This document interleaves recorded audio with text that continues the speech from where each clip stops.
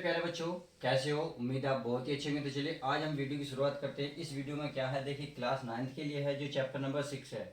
क्या नाम है? रेखाएं तथा कोण की प्रश्नावली 6.2 है। 6.2 के जो क्वेश्चन नंबर 1 से लेकर 4 तक थे, हमने पिछली वीडियो में कवर कर लिए। यदि आपने नहीं देखा तो प्ले लिस्ट में जाइएगा और देख लीजिएगा। तो आज हम इस वीडियो में क्वेश्चन नंबर 5 को देखेंगे। और 5 को क्वेश्चन को देखो, बहुत इंपॉर्टेंट है। तो पहले हम डिटेल में क्वेश्चन को समझेंगे, फिर डायग्राम को समझेंगे, तब जाके हम क्वेश्चन को सोल्व करना शुरू करेंगे। क्योंकि इससे क्या होगा, जब आप क्वेश्चन को अच्छी तरीके से पढ़ लेंगे तो करने में बहुत ही इजी लगना शुरू हो जाएगा। तो चलिए पहले क्वेश्चन को डिटेल में पढ़ेंगे, फिर हम डायग्राम देखेंगे। तो क्वेश्चन पढ़ते हैं। ये करा आकृति में, अर्थात आपके सामने एक डायग्राम है, उस डायग्राम पे आपको ध्यान देना है। यदि ए बी सी डी के क्या है, समांतर। देखिए ये निशान जो होते हैं दोनों समांतर के होते हैं। तो ए बी और सी डी क्या है, आपस में समांतर है। देख रहे हो, इनमें के बीच में क्या है, अंतर समान है। आगे बोला है कि ए पी क्यू, भाई ए पी और क्यू इन दोनों के बीच मतलब कितने का कोण है, 50 का। And P R Q, P R Q, P R Q गलत लिखा हुआ है यहाँ, जबकि डी होता है, क्योंकि यहाँ एक कोण इधर बना हुआ है, ये क्या है, डी है। पी आर क्यू बरा पी आर डी कितना है दोस्तों, 127 डिग्री। तो कह रहा है एक्स तथा वाई की वैल्यू ज्ञात करें। इस क्वेश्चन मार्क का ही मतलब है कि क्वेश्चन हमें ज्ञात करना है। तो चलिए अब हम शुरुआत करते हैं इस क्वेश्चन को। देखिए हमें ए और बी सी डी के समांतर ये तो दी है, तथा हमें इसमें क्या दिया है, इसमें एक एंगल दिया है 50 डिग्री का, जो ए पी क्यू है, तथा एक दिया 127 डिग्री का। कहाँ है, पी आर डी, क्योंकि ये रहा। अब हम कैसे निकालेंगे, देखिए यदि दो समांतर रेखाओं के बीच में एक तिर्यक रेखा होती है तो एक अंतर कोण क्या कहते हैं, एक अंतर अंतः कोण कहते हैं। यदि हमें z प्राप्त होगा, देखिए z प्राप्त होगा या नहीं होगा, इस तरीके से भैया, इस तरीके से z प्राप्त करेंगे। तो एक तो इधर कोण बनना है, एक हमारा इधर बनना है।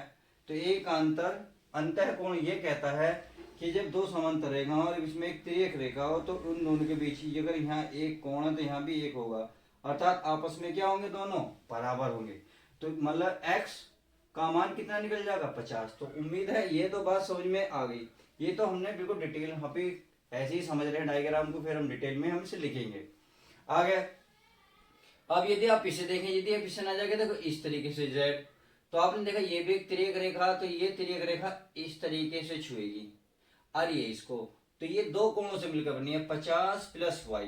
भाई 50 और प्लस वाई किसके बराबर निकलेगा, 127 के। तो आपको अब समझ में आ गया कि y का वैल्यू कितनी आसानी से निकाला जा सकता है, क्योंकि x का भी निकल गया, y का भी। ये था हमारा जो हमने एक अपना डिटेल में वैसे ही समझा। अब लिख के समझते हैं। तो सबसे पहले आप लिखेंगे दिया है। दिया क्या क्या है वो हम लिख लेते हैं हल में।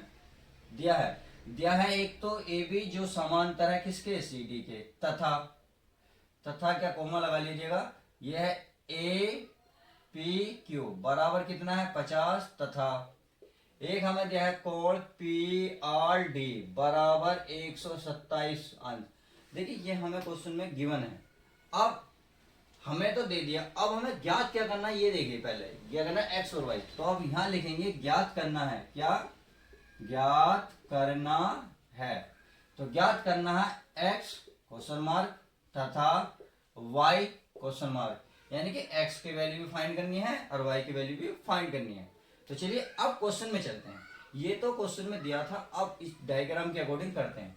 भाई हमें पता है ये दो समांतर रेखा है, क्योंकि क्वेश्चन में दिया है ये एक तिर्यक रेखा है। तो तिर्यक रेखा के दोनों, एक इधर बना कोण एक इधर बना कोण, आपस में बराबर होते हैं। तो हम लिख सकते हैं, लिखना क्या है दोस्तों, लिखना है ए पी क्यू, भी कोण ए पी क्यू बराबर किसके होंगे, इसके, यानी कि पी क्यू आर के। क्या होंगे, पी क्यू और आर के क्यों होंगे, क्योंकि यहां लिख सकते हैं एकांतर अंतः कोण। तो उम्मीद है इतनी बात समझ में आ गई। अब ए पी की वैल्यू कितनी है, 50। कितनी है दोस्तों, 50, और इसकी वैल्यू कितनी है, x। तो x का मान कितना निकल गया, 50 अंश। तो इसने क्या बोल जाता, पहला मान x बोल जाता, तो x बहुत आसानी से बहुत ही जल्दी निकल चुका। अब आगे चलते हैं। देखिए आगे मोस्ट इंपोर्टेंट थोड़ा सा ध्यान देने वाली बात है कि इसमें दो एंगल बने हुए हैं। देखिए कैसे, अगर मैं इस डायग्राम को थोड़ा सा बड़ा करूं, ये ऐसे और ऐसे गई, ऐसे ही रेखा गई, ऐसे गई, तो ये भी समांतर रेखा, तो समांतर रेखा के इधर और इधर कोण आपस में क्या होंगे, बराबर होंगे। इधर तो आपको पता है 127 अंश है, इधर दो कोण बने हुए इस तरीके से, तो ये कोण आपस में जुड़ के तो बने हैं। तो यहाँ तो हमारा 50 दे रखा था, यहाँ कितना दे रखा था वाई। देखिए तिर्यक रेखा को अगर ये वाली भुजा और ये वाली भुजा छुए, उसके ही कोण आपस में बराबर हो गया। तो देखो यहाँ इसने ये छुआ, इसने ये छुआ, तो इस भुजा पे काम करेंगे। इसे अगर इसकी बात कर रहे हैं तो देखिए ये भुजा ये कहाँ छू रही थी, 50 को, इसलिए इस बात का थोड़ा ध्यान रखें। अब ये दोनों कोण मिलकर ही 127 अंश बना रहे हैं। तो कौन कौन से कोण है वो लिख लेते हैं। यह ए पी क्यू, कोण ए पी कैसे बनेगा, ए पी क्यू प्लस कोण कौन सा वाई, ये कहाँ है P P A P Y, sorry R, भाई ए पी आर के बीच में कितना कोण है, ये हमारा वाई। तो यानी कि कोण ए पी और कौन सा आर, ये दोनों किसको बना रहे हैं, ये वाले इस कोण को। इस कोण का नाम क्या, P R D, P R D, कोण पी आर डी। क्यों, क्योंकि एकांतर अंतः कोण। तो आई होप आप इतनी बात आप समझ गए होंगे। अब देखिए इसकी वैल्यू कितनी है, भाई इसकी वैल्यू तो हमें 50 दी है, और इसका मान क्या देखिए वाई, देखिए डायग्राम देखिए, और इसका मान कितना 127 अंश। अब आप प्लस 50 को उधर लेके जाओगे, क्योंकि हमें वाई की वैल्यू चाहिए, तो 50 को आपको लेके जाना पड़ेगा उधर इक्वल के बाद। तो 127 में से अगर 50 माइनस कर दे तो दोस्तों बताइए कितना बचा, ये बचा वाई की वैल्यू बटी 77।